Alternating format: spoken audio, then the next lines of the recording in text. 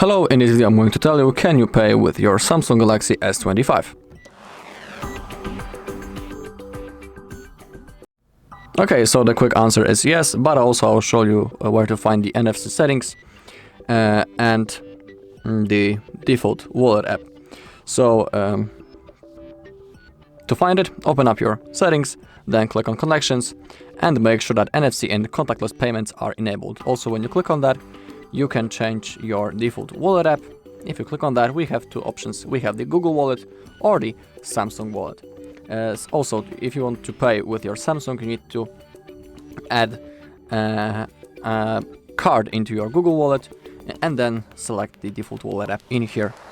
Make sure that the NFC payments are enabled right in here, where I have showed you before, and that now you'll be able to make payments.